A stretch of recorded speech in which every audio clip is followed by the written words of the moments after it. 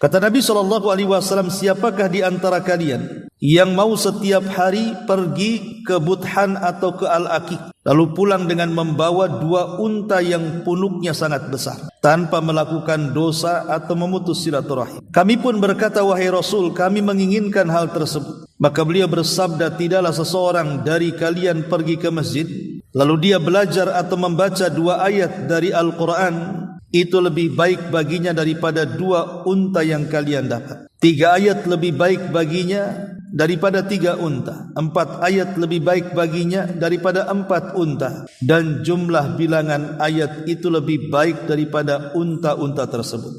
Buthan adalah nama tempat dekat kota Madinah, sementara Al-Aqiq adalah lembah yang ada di kota Madinah. Maksud dari hadis ini, sesungguhnya orang-orang yang pergi ke masjid lalu belajar dan membaca 2 ayat dari kitab Allah, Al-Quran, jauh lebih baik baginya daripada 2 ekor unta yang kedua punuknya sangat besar. Membaca 3 ayat lebih baik baginya daripada 3 unta yang punuknya besar.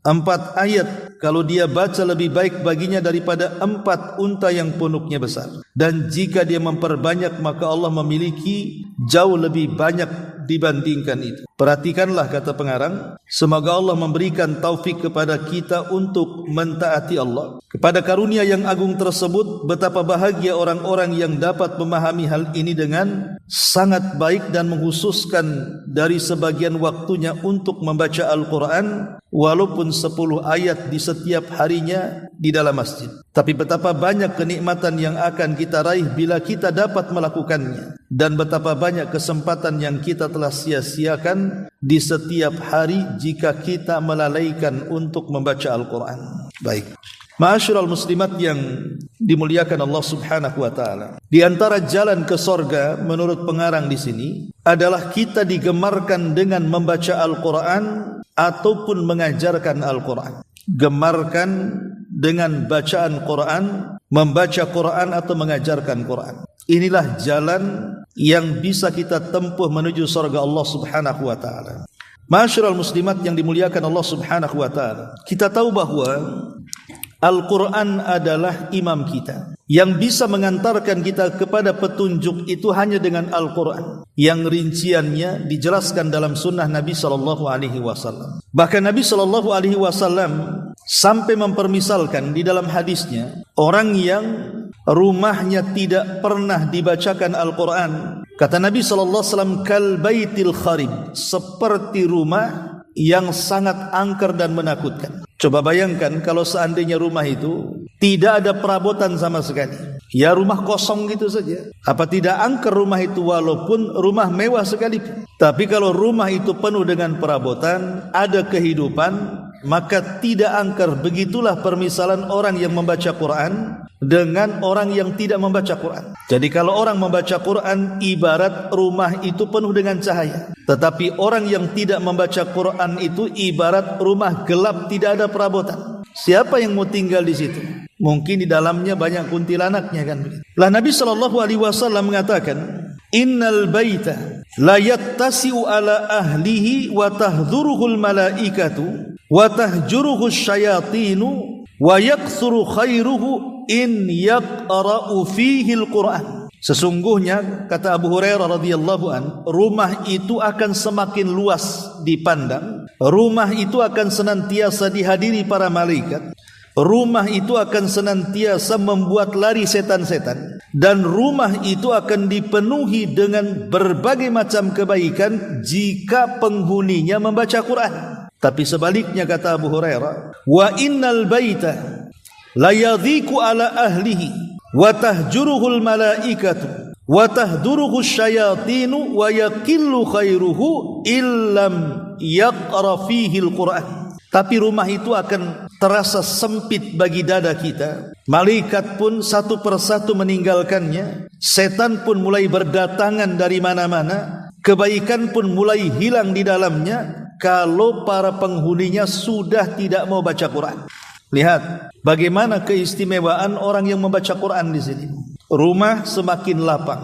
Kenapa semakin lapang? Karena ada cahaya hidayah di situ. Kalau di zaman dulu, terutama di pedesaan kan Bu ya, kalau kita masih masuk kampung itu masih adalah orang yang baca Quran itu. Entah orang tua yang mengajari anaknya atau memang sengaja orang yang ada di rumah itu sedang membaca Quran. Sedap rasanya zaman dulu itu. Tapi kalau di zaman sekarang masuk kampung ada orang yang baca Quran itu kayak aneh, Bu.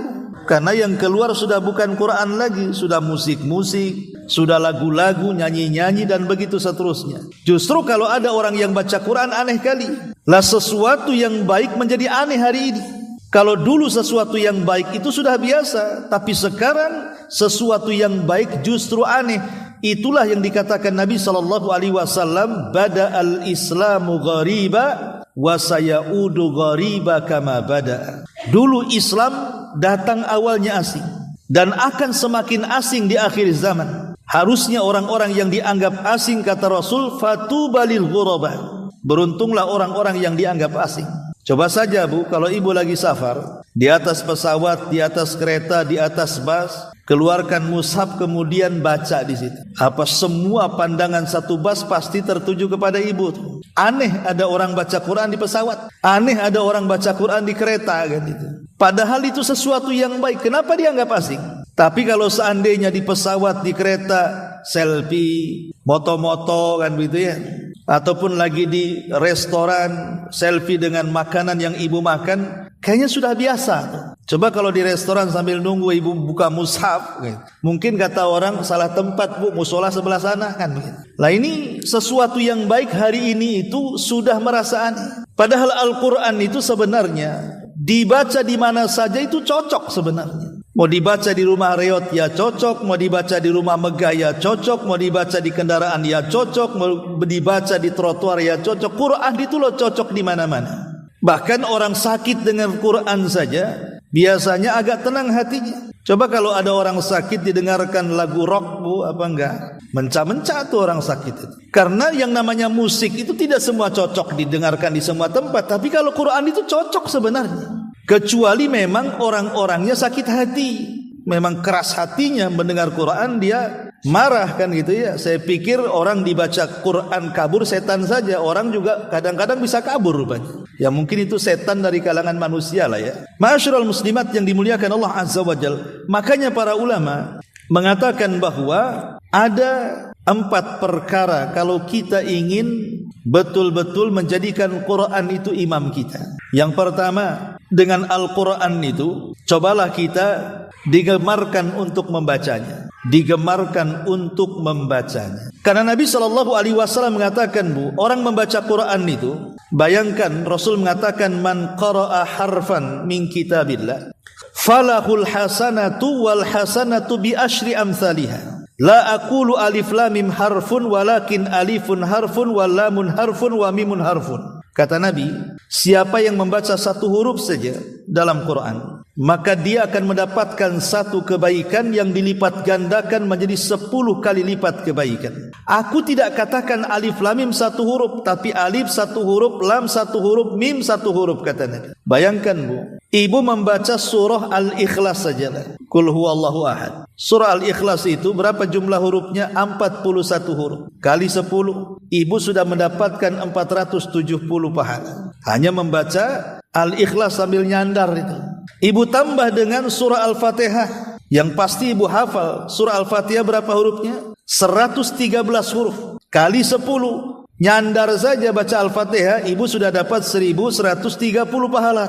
Atau surah Al-Kafirun, berapa tuh jumlah huruf surah Al-Kafirun itu? 95 huruf. Kali 10, kan sudah 950 pahala kita dapat. Ataupun An-Nas, 80 huruf, kali 10 sudah 800. Kemudian Al-Falaq 71 huruf, kali 10 sudah 710. Bagaimana kalau Al-Baqarah? Ibu baca surah Al-Baqarah. Al-Baqarah itu ayatnya sekitar 25.613 kali 10. 250.000 lebih itu ibu dapat pahala kalau bisa menghatamkan Al-Baqarah kan. Itu kalau bicara kali-kalian. Apalagi ibu itu sedang menghafal posisinya. Pamannya ibu menghafalkan Inna A'tayna, ndak hafal-hafal sampai 100 kali. Tidak ada masalah ndak hafal-hafal, tapi kan ibu baca tuh. Berarti kalau seandainya surah Al-Kafirun atau An-Nas atau Al-Falaq ibu baca sampai 100 kali, berapa huruf yang ibu baca diulang-ulang?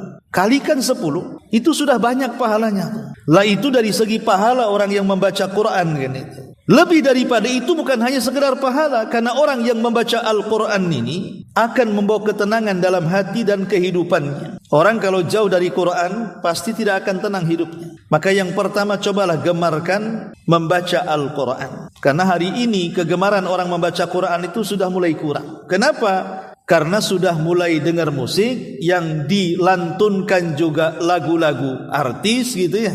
Akhirnya kemudian lalai terhadap Quran, karena yang namanya musik dengan Quran itu yang satu ke barat, yang satu ke timur, Bu. Orang kalau digemarkan dengan musik pasti dijauhkan dengan Quran. Orang yang digemarkan dengan Quran pasti jauh dengan musik. Tidak mungkin sekali waktu kiri dengar Quran, kanan dengan musik, Bu. Seperti apa tuh nanti? Ya. Jadi itu seperti matematika tuh, 1 tambah 1 pasti 2. Itu sesuatu yang tidak mungkin ketemu namanya. Jadi jangan sampai kemudian kita salah dengar. Yang harusnya kita mendapatkan pahala dengan dengar, malah penuh dengan dosa telinga kita. Maka gemarkan membaca dan mendengar Al-Quran. Masalahnya banyak kaum muslimin yang terkadang dia bangga dengan Al-Quran, tapi kalau disuruh baca Quran tak bisa pula dia. Ibu muslim lah Ustaz, dia tengok KTP-nya, disodorkan Quran, coba baca, Bu, tak bunyi. Kalau masih tak bunyi, okelah, mungkin dia baru sadar, baru hijrah. Celakanya di rumahnya pun tak ada Quran pula dia. Masa seorang muslim di rumah tidak ada Quran? Tapi bukan berarti kemudian ibu ini tidak bisa baca Quran. Belum telat. Kalau sekarang ibu ini ada usia 50, 60 tahun, masih kok ada kesempatan untuk belajar membaca Al-Quran. Datangkan ustaz ke rumah, atau cari majelis-majelis tahsin. Jangan pernah malu, karena Quran ini yang mengangkat derajat kita di hadapan Allah Subhanahu wa taala. Jadi gemarkan membaca Quran, mendengarkan Al-Quran. Karena terkadang, Bu, kalau orang itu lembut hatinya, ada orang-orang yang kalau mendengar Al-Quran itu, apalagi qori'nya bagus, itu bisa meneteskan air mata. Walaupun terkadang tidak paham isi Quran itu, tapi kok hati saya kok gimana rasanya. Tapi ada orang-orang yang terbalik tuh, dengar Al-Quran itu sama sekali nggak ada getaran, Bu. Tapi kalau dengar instrumen musik, apalagi musik kitaro gitu ya, sampai tidur tuh, Bu. Kok bisa dia? Lah ini yang pertama, kalau ingin menjadikan Quran itu sebagai imam, gemarkan membaca, kemudian gemarkan mendengar. Kalau tidak bisa baca Quran, minimalnya dengarlah. Saya tidak bisa baca Quran, Ustaz. Ya sudah, dengarkan saja. Kemudian yang kedua, cobalah kemudian kalau ingin menjadikan Quran itu sebagai imam, tadaburi Al-Quran itu. Karena bagaimanapun ulama mengatakan fahmul hudud khairun min fahmil huruf. Memahami batasan-batasan Al-Quran, mana larangan, mana perintah, mana yang boleh dilakukan, mana yang tidak boleh dilakukan, itu jauh lebih baik dibandingkan hanya memahami huruf-huruf Al-Quran. Artinya kalau kita sudah bisa membaca Al-Quran dan gemar membaca Quran, cobalah beralih kepada tadabbur Al-Quran. Alhamdulillah sekarang kan Quran sudah diterjemahkan, sudah tidak susah lagi kita membeli terjemahan itu. Departemen Agama sudah mengeluarkan terjemahan Quran. Apa salahnya sambil membaca, lihat terjemahannya tuh, kita baca gitu ya. Kalau tidak paham, tanya kepada ustaz. Makanya penting hadir di majelis taklim itu supaya minimalnya sedikit banyak paham dengan Al-Quran itu. Walaupun tak banyak lah, tetapi dengan hadir di majelis ilmu itu sedikit banyak akan memahami isi Al-Quran itu. Maka jangan malas hadir di majelis ilmu.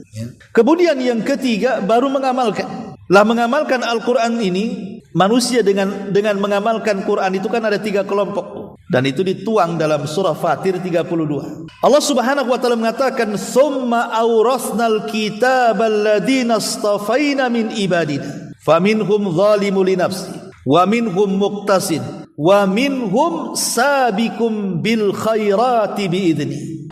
Kemudian kami wariskan kitab ini kepada umat yang kami pilih. Subhanallah, Al-Quran ini sesuatu yang sangat istimewa, diwariskan kepada umat yang sangat istimewa, umat Islam. Quran ini sudah mulia, diwariskan kepada umat yang penuh dengan kemuliaan, umat Islam. Tapi masalahnya umat yang dianggap mulia terbagi menjadi 3 saat berhadapan dengan Quran. Yang pertama kata Allah, faminhum zalimun li nafsi. Ada orang yang zalim kepada dirinya dengan Quran. Kalau ditanya tentang kitabmu, maka dengan lantang dia mengatakan Al-Quran. Kamu muslim? Saya muslim. Nabimu siapa? Muhammad. Tuhanmu siapa?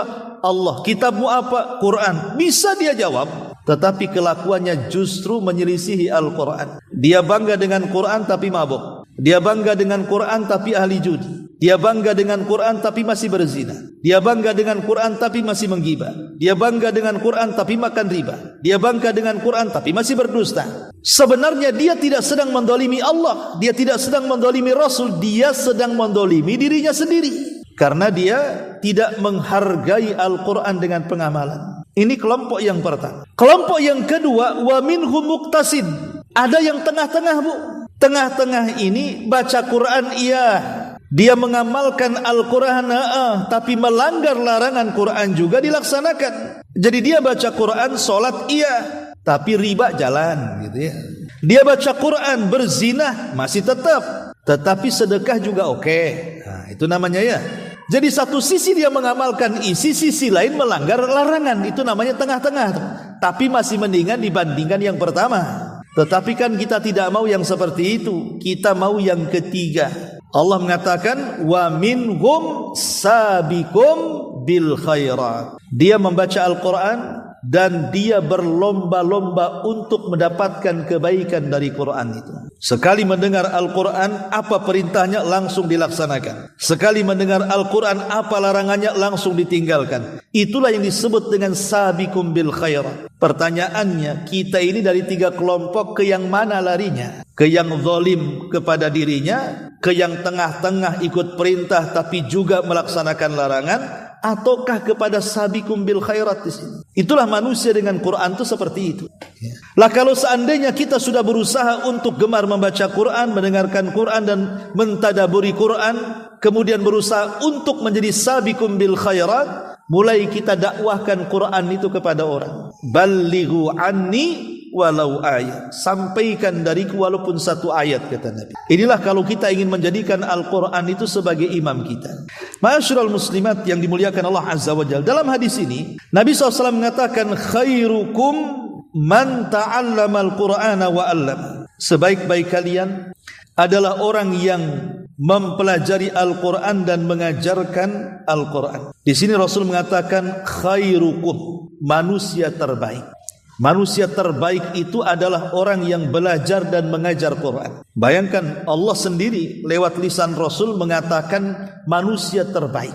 Ketika Al-Quran turun, lewat siapa, Bu? Lewat malaikat Jibril. Kepada siapa? Kepada Rasulullah. Ketika Jibril menyampaikan Al-Quran sebagai wahyu Allah kepada nabinya, maka Jibril menjadi malaikat terbaik dari seluruh para malaikat. Kemudian turun Quran kepada siapa? Kepada Rasulullah sallallahu alaihi wasallam. Maka Nabi sallallahu alaihi wasallam menjadi manusia terbaik disebabkan Quran. Bahkan dia pemimpin para nabi dan pemimpin seluruh manusia yang awal dan akhir. Ketika Al-Quran itu turun di kota Mekah dan juga di kota Madinah, maka dua kota ini gara-gara turunnya Quran menjadi dua kota terbaik di dunia. Ketika Al-Quran turun di bulan Ramadan, maka bulan Ramadan menjadi bulan terbaik dari 12 bulan yang Allah turunkan kepada kita. Ketika Al-Quran turun di malam Lailatul Qadar, maka Lailatul Qadar menjadi malam terbaik dalam setahun. Ibu bisa bayangkan dari kata-kata saya ini,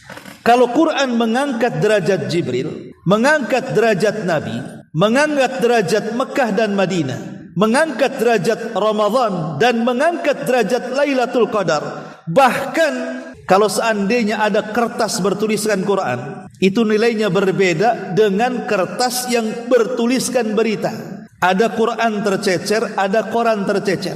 Tentu kita tidak akan berani menyapu, membuang ke tong sampah, kan, Bu? Ini ada ayat-ayatnya.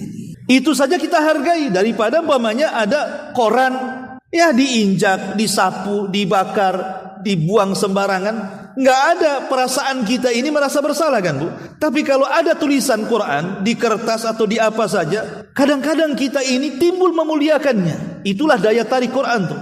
Kalau Al-Quran bisa mengangkat kertas menjadi mulia karena dituliskan Quran di situ, macam mana kalau Al-Quran itu tertanam di dada kita? Karena kita mempelajari dan kita berusaha untuk mengajarinya. Makanya wajar kalau seandainya orang yang mengajarkan Quran dan belajar Quran itu terangkat derajatnya menjadi manusia yang paling baik dari seluruh manusia yang ada. Khairukum man ta'allamal Qur'ana wa 'allam. Sebaik-baik kalian adalah orang yang belajar Quran dan mengajarkan Quran. Maka jadilah minimalnya walaupun tidak mengajar Quran, belajar Al-Quran. Ustaz sudah tua, kayaknya susah kali saya ini. Mata pun udah harus pakai kacamata double.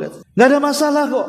Karena orang yang tertatih-tatih ibu ya, umpamanya baru belajar Iqra lah. Ibu sudah 60 tahun baru belajar Iqra, jangan malu. Walaupun belajar Iqra sekalipun, tertatih-tatih susah nyambung-nyambungkan. Karena biasanya kan kalau sudah sepuh biasanya kan pikiran bercabang sehingga tidak fokus ya. Makanya kadang-kadang kalau belajar agak lelet, tapi tidak ada masalah. Rasul yang mengatakan walladzi yatata'u fihi lahu ajran. Orang yang membaca tertatih-tatih saking sulitnya gitu ya, karena belajar di waktu tua, maka tetap dapat 2 pahala kata Nabi. Tetap dapat 2 pahala, pahala bacaan dan pahala kesungguhan untuk nyambung-nyambungkan huruf Quran itu. Adapun yang sudah mahir tentu seperti para malaikat, ma'a safaratil kiramil barara. Maka jangan pernah malu untuk belajar Al-Quran. Ini yang pertama. Kemudian yang kedua, di sini Nabi SAW mengatakan, man 'allama ayatan min kitabillah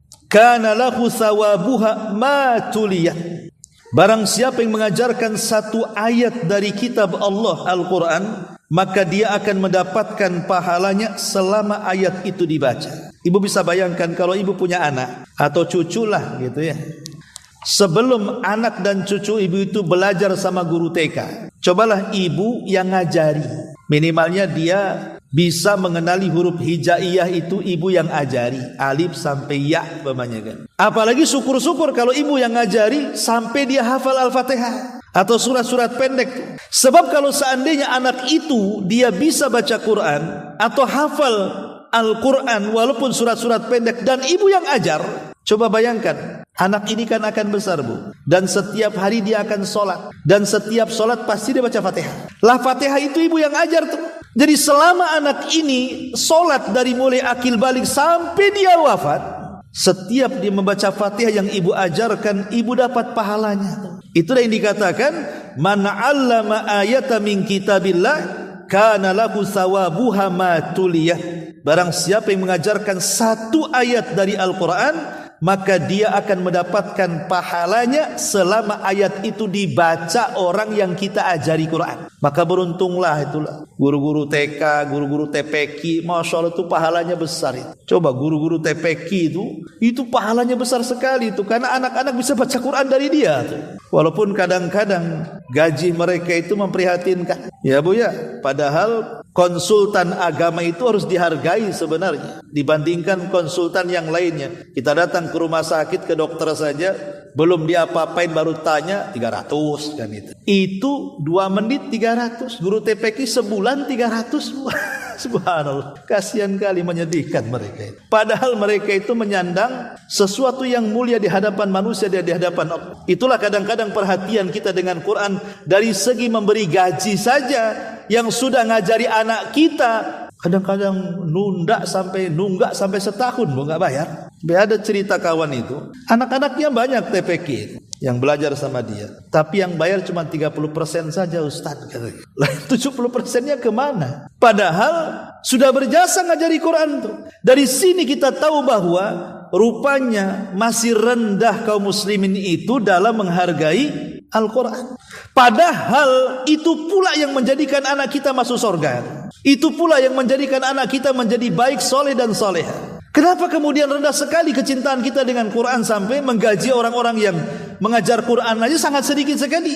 Padahal di zaman Nabi SAW itu Quran itu segala-galanya. Sampai kalau Rasul mengutus sebuah utusan perang, yang pertama kali dites itu bukan skill bagaimana dia keahlian dalam perang. Coba kau mana? Coba kau menembak, berkuda. Enggak, bukan itu yang dites pertama oleh Nabi kepada orang yang akan dijadikan pemimpin perang. Tapi Nabi SAW mengatakan, kam hafidtum min kitabillah. Berapa banyak kau hafal Quran? Kalau seandainya dari sekian pasukan itu ada yang lebih menonjol Qurannya dari segi bacaan dan hafalannya, maka Rasul akan mengatakan, anta imamuhum, engkau yang akan jadi pemimpinnya.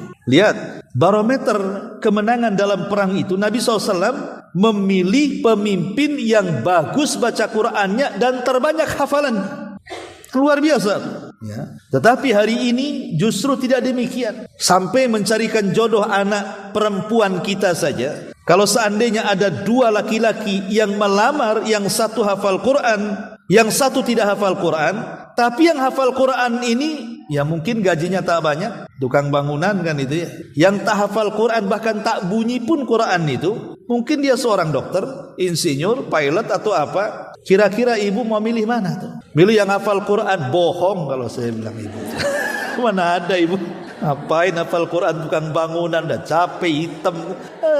Bagus ini dokter, banyak duitnya.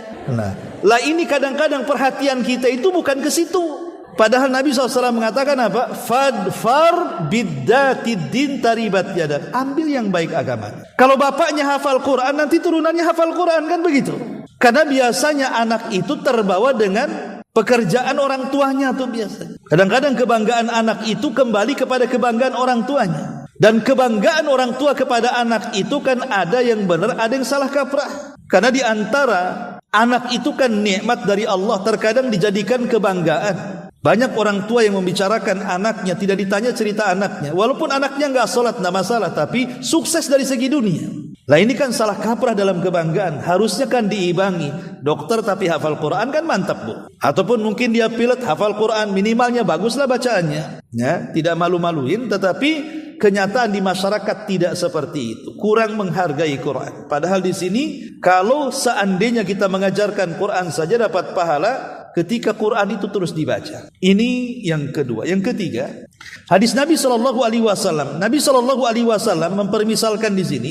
Jadi Rasul bertanya kepada para sahabat, bagaimana kalau seandainya kalian pergi ke Budhan ataupun Al-Aqiq, nama tempat. Ya. Kemudian sampai di sana kalian diberi dua unta yang sangat gemuk, yang sangat sehat, yang sangat besar punuknya. Karena semakin punuk besar berarti semakin gemuk unta itu. Senang enggak kalian kalau pergi ke Budhan kemudian pulangnya bawa dua unta? Maksudnya kau diberi cuma-cuma, bukan karena engkau merebutnya, mencurinya, enggak. Ya, kau memang ke sana pergi atau dikasih dua unta. Kira-kira senang enggak kalian? Sahabat mengatakan ya senang lah. Enggak beli dikasih apalagi unta besar-besar. Ya. Maka Nabi SAW mengatakan, bagaimana kalau begini? Bagaimana kalau kalian pergi ke masjid, kemudian kau duduk di masjid, baca dua ayat saja. Maka dengan membaca dua ayat itu jauh lebih baik daripada kau diberikan dua unta.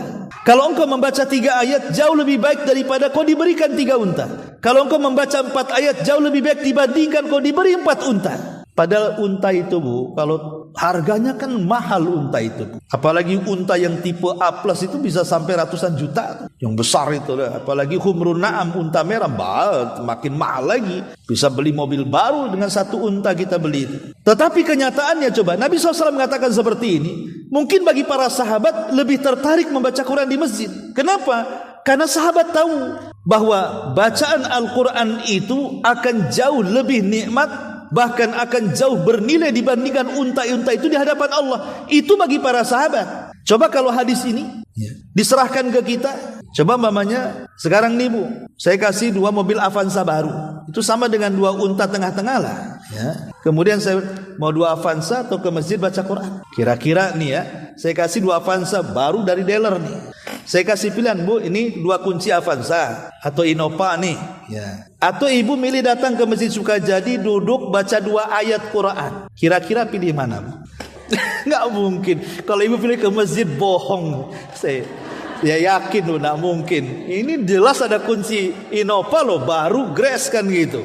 Langsung lagi dari dealernya. Ya. Ini Ustadz gimana pilihannya ini? Ke masjid suruh baca nggak dapat apa-apa.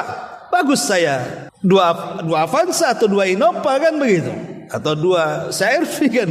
Lah itu kalau pandangan kita mesti ke dunia. Kalau para sahabat kan tidak demikian. Kenapa demikian? Karena dia tahu kenikmatan dunia itu hanya sebatas rongsokan besi-besi itu saja. Karena kenikmatan yang sesungguhnya di sorga, itulah hebatnya para sahabat. Mereka bisa menundukkan hawa nafsu sesaat di dunia untuk mencapai sorga, itulah luar biasanya. Kalau kita ini tidak tahan. Kenapa? Karena kita dilahirkan di dunia sih masalahnya. Belum pernah nengok sorga, jadi gak yakin dengan sorga. Coba kalau ibu lahir di sorga, saya kira gak mungkin mau di dunia kan. Itulah bedanya kita dengan para sahabat Nabi SAW. Makanya ketika Rasulullah SAW mengatakan seperti itu, maka para sahabat langsung tidak tertarik dengan unta-unta itu lagi, dan mereka tertarik untuk datang ke masjid kemudian membaca Al-Quran. Ma'asyiral muslimat yang dimuliakan Allah Subhanahu wa taala, dari sini kita tahu bahwa semakin banyak membaca ayat Al-Quran berarti semakin besar pahalanya, bahkan lebih besar dibandingkan dunia itu sendiri. Dalam sebuah hadis Nabi SAW mengatakan begini, masalul mu'min alladhi yaqra'ul Qur'an kamasalil utrujah rihuha tayyibun wa ta'muha tayyibun wa masalul mu'min alladhi la yaqra'ul Qur'an kamasalit tamrah la riha laha wa la ta'muha hulwun wa masalul munafiq alladhi yaqra'ul Qur'an mislu ar-rayhana rihuha tayyibun wa ta'muha murrun wa masalul munafiqil ladzi la yaqra'ul Qur'an kamasalil handalah laisa laha rihun wa ta'muha murrun.